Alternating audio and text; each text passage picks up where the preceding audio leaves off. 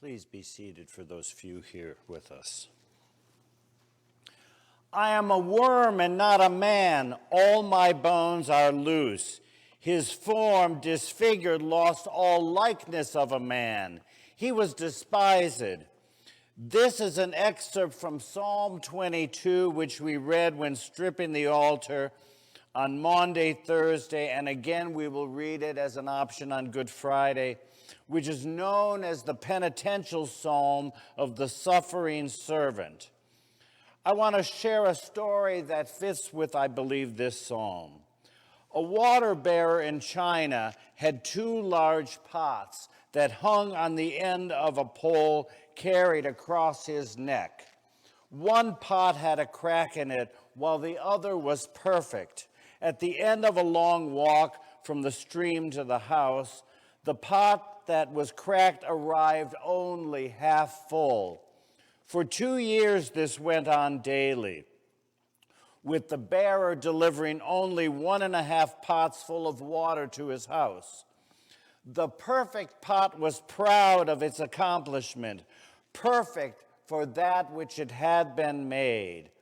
The poor pot with the crack was ashamed of its own imperfection.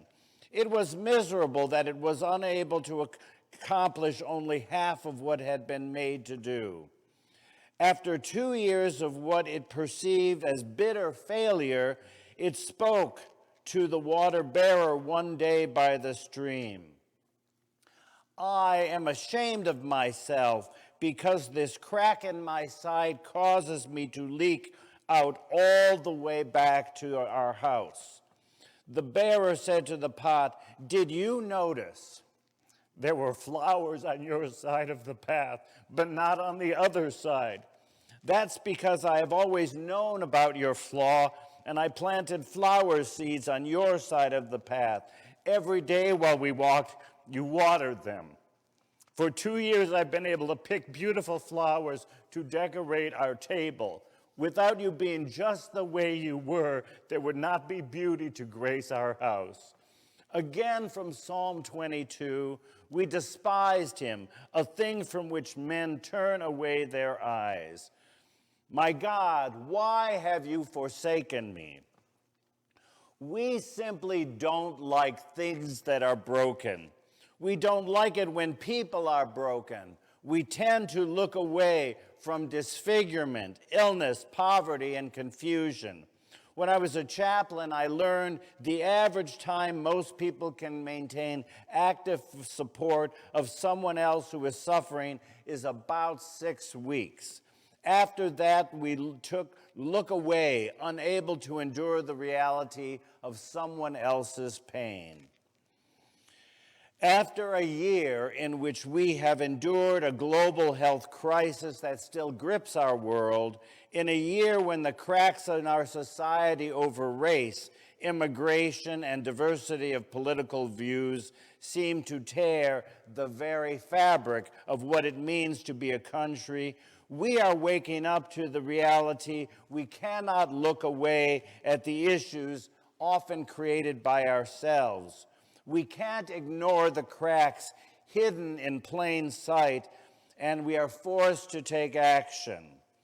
The story of Palm Sunday takes us on a journey from a triumphal entry into Jerusalem through the last meal with his friends to Jesus' agony in the Garden of Gethsemane when Jesus wants out of what's coming. His arrest, torture, and trial, carrying the cross and ultimate death. The story compels us to come face to face with the reality of brokenness, pain, death, and abandonment. In doing so, we confront our own finite condition, the emptiness, the cracks in our world and in our own lives. Today of all days, we cannot look away. Yet, we claim this is the holiest week as a time of hope. We are reminded in these stories of Jesus' last days how time and time again throughout human history, God chooses and uses brokenness, imperfection, and weakness for God's purposes.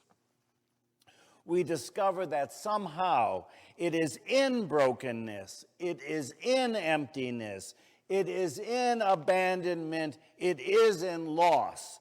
The very place God seems not to be is the very place where God is most fully encountered.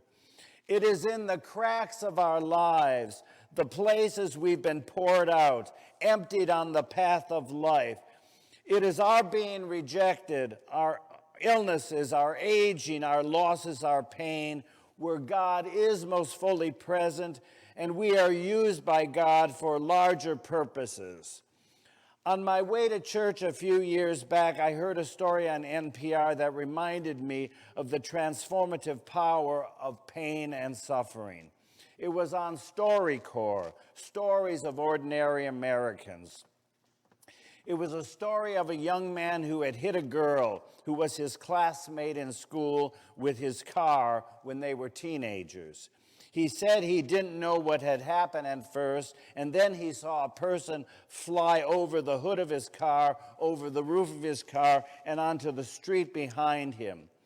He spoke of the pain and the guilt that he felt. He said that the father of the girl that he hit called and he wanted to apologize. Rather than getting a scolding from the girl's father, the dad explained he too had hit a child with a car when he was young and felt terrible about it his whole life. He ended up comforting the young man who hit his daughter. The daughter lived and went on to a full life.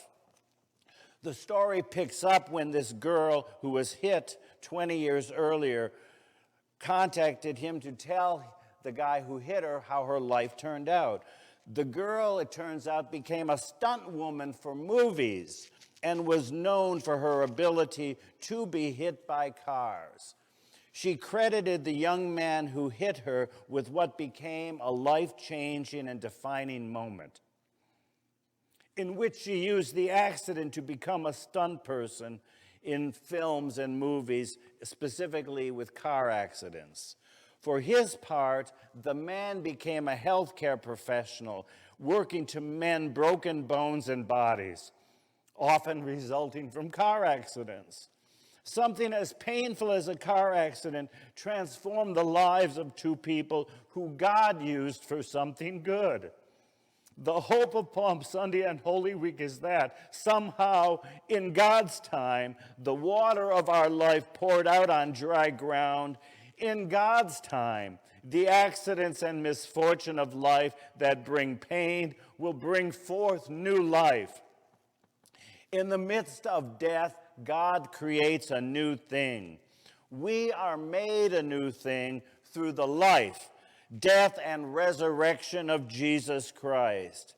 The very human cry, my God, why have you forsaken me?" does not have final claim on us. The experiences of COVID or the strife of division will not have the last word. As Christians, we dare to claim in places of desolation, in the places of brokenness, where God seems not to be, is the very place where God is most fully with us, carrying us as a water bearer carries a broken pot home. May God be praised.